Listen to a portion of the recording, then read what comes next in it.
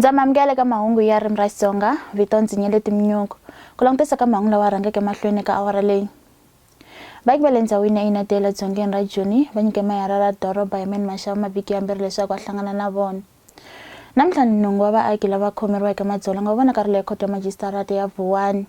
Xipano xa Kaizer Chiefs xi kumile mahungu ya kahle leswaku mutlangi Siphiwe Chabalala u ta sungula ku va a tiolola na xipano xewani. Vaaki va le ndzhawini ya Inatela dzongeni ra Joni va nyike mayara wa doroba hi mani maxava mavhiki yambirhi leswaku a hlangana na vona handle ka swona va tshembise ku ya emahlweni na kombisa ku vilela. Va kombisa ku vilela va sivetele magondzo no tlhela va lwisana na maphorisa tolo hikuva va koxa tiyindlu. Majambu ya tolo maxava u rhurhumele swirho swa komiti ku ya khoma nhlengeletano na vaaki lava khunguvanyeke. Vaaki va boxe swivilelo swa vona. Inatela doesn't exist to anybody. Right? I mean, there's Orange Farm and Palm Springs. They just came up. They got the biggest malls. They got hospitals. What have Inatela got? Sweet, nothing. We have been protesting for the past 4 years, making the same pleas. Last year, just prior to the elections, both parties, the ANC leaders as well as the DA leaders, came out to address us, and the most rosiest promises were made to us that there's going to be development. I am staying with my children, right? And the children, it's 4 small children with me in 1-2 room house. I have to fight for. Namuntlha nhungu wa vaaki lava nga khomeriwa madzolonga va vonakari le khoto ya majisitarata ya Vuwani handle ka Thoyandou a xifundzeninkulu xa Limpopo. Ku hehliwa leswaku va fayetele mafasitere na movha laha ku katsiwaka yinharhu ya nhlangano wa vaxwetiko SABC. Vaaki va khunguvanyekile hikuva President Jacob Zuma a tsandzekile ku va burisana na vona hi mhaka ya mindzelekano. Vaaki va le mugangeni wa Vuwani va sungule madzolonga endzhaku loko bodo ya mindzelekano yi va katseleka masipala lowuntshwa wa Lim 345 laha vona va lavaka ku wela hansi ka masipala wa Makhado. Ya hala tlhelo Stage xa maphorisa na movha yimbirhi swi yisiwile va kombisa ku vilela a vulawudzi a handle ka Thoyandou. Vaaki va kombisa ku vilela mayelana na ku nyamalala ka n'wansati wa 25 wa malembe hi vukhale ndzhawini ya vona. Mulavuleri wa maphorisa Brigadier Mutlafela Mjapelo u hlamusele hi ntsevu wa vanhu lava khomiweke mayelana na hansa no tlhela va onha nhundzu. Holobye wa ndzawulo ya xiphorisa Fikile Mbalula u vula leswaku ndzawulo yakwe yi le ku tirheni hi matimba ku lwisana na vugevenga laha tikweni. A hlamula eka swiviko kusuka ka mfumo wa Kenya ku lemukisa hi laha va tekaka tendzo ku ta laha tikweni. Swiviko swa ndzavisiso kusuka ka ndzawulo ya matiko mambe eKenya swi se eka swirho swa mfumo eAfrika ku ta lemukisa hi vugevenga lebyi nga kona laha Afrika-Dzonga. Loko a hlamula, Mbalula u vule leswaku ku amukeriwe munhu un'wana na un'wana laha tikweni naswona maphorisa ya ta tirha hi matimba laha tikweni ku endla nhlayiseko lowu lavekaka. Mfumo wa Kenya wu humese xileriso ku tivonela eka lava kongomaka eAfrika-Dzonga tanihileswi vugevenga byi kombaka ku ya ehenhla. Eka xiviko xa vuhlori kusuka ka ndzawulo ya matiko mambe lexi rhumeriweke swirho swa le henhla eka mfumo, holobye wa matiko mambe eka tiko leri ya Dokodela Monica Jumu u xaxamete vugevenga byo fana na ku phanga a hlomile hi swibalesa, ku tlhakisa mimovha, ku yiva, ku tshova tiyindlu no pfinya. Yin'we ya tinghala eka ntlhanu wa tinghala leti phohleke entangeni wa swiharhi wa Kruger xifundzeninkulu xa Mpumalanga ya ha ri ku hlotiweni hi varindzi va le ntangeni. Leswi landzela ku va ku vikiwe leswaku ntlhanu wa tinghala ti phohlile mixo wa tola ntangeni wa swiharhi naswona a ku ehleketeriwa leswaku tinghala ti nga ha va ti ri kusuhi na gondzo ra N4 endzhawini ya Mananga kusuhi na ndzelekano ra tiko ra Swaziland. This possibly is a group of youngsters that were in a much bigger group, and the mature lions must have chased them away, or maybe that pride was taken over and those animals that took over that pride chased them away and they didn't find any place to go except here.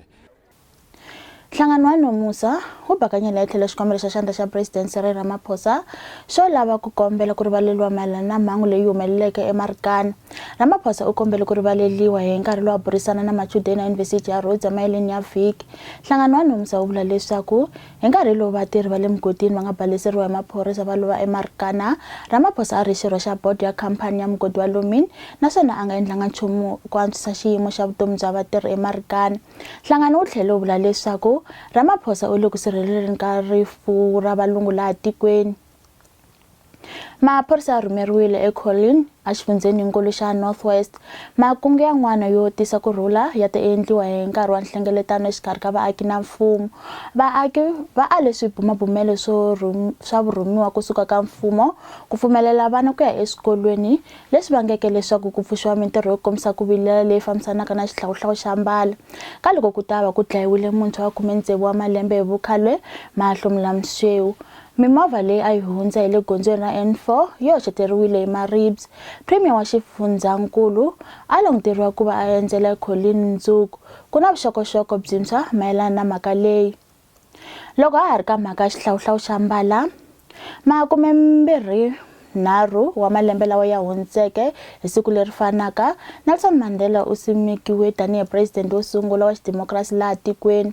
Ku tlula 22 wa mamiliyoni ya maAfrika-Dzonga va vhotile eka nhlawulo wa tiko wa tinxaka lowu a wu rhangele hi palamende. Vaaki vo hlaya va vhotele Mandela na vandla ra ANC leswaku a rhangela tiko. Loko a nyika mbulavulo wo sungula, Mandela loyi a tshameke ekhotsweni a Robben Island 27 wa malembe u vule leswaku i nkarhi wa ku horisa swilondza na timbaka leswi ti vangiweke hi mfumo wa xihlawuhlawu. Never, never, and never again shall it be that this beautiful land will again experience the oppression of one by another and suffer the indignity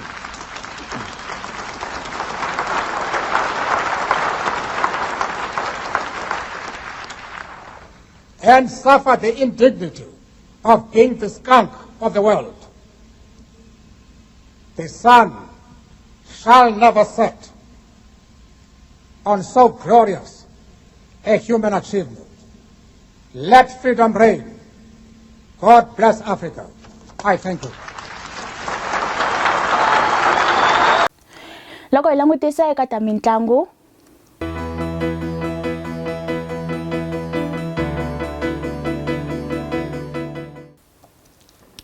xipano xa Kaizer Chiefs xi kume mahungu ya kahle leswaku mutlangi Siphiwe Tshabalala u ta sungula ku va a tiolola na xipano laha a languteriwaka leswaku a nga tlanga emaheleni ya vhiki. Tshabalala wa 22 wa malembe hi vukhale u ve a nga vi kona eka ntlangu lowu xipano xi nga tlanga ku ringana na xipano xa Golden Arrows hi goli yin'we eka yin'we emaheleni ya vhiki. Tshabalala u languteriwe leswaku u ta tlanga eka ntlangu lowu va nga ta hlangana na xipano xa Polokwane City.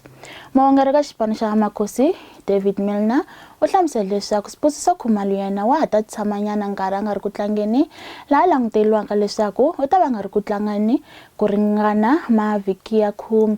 Hotso Moleko yena u sungule ku va a tiolola na xipano kambe u languteriwa leswaku u ta va nga ri ku tlangeni emaheleni ya vhiki. Kagiso Radaba u hlamusela leswaku u ta ya emahlweni a ringeta ku va a ringanisa eka timhaka ta ku va a wisa na ku va a tlanga ntlangu wa cricket. Leswi ta endzhaku loko Radaba a ta va a wela ehansi ka nxaxamelo wa vatlangi va Afrika-Dzonga lava nga suka e-Indian Premier League leswaku va ta kota ku va va langutana na mitlangu yinharhu leyi va nga ta va va langutana na xipano xa England na ku va va na ndlela yo tilulamisela ku va ka mphikizano wa Champions Trophy. Radaba u wela eka vatlangi lava va hlayiwaka leswaku i vatlangi va rivilo naswona va nga ha va vaviseka hikuva va tiolola loko ko langutiwa eka nhlayo ya mitlangu leyi va yi tlangeke.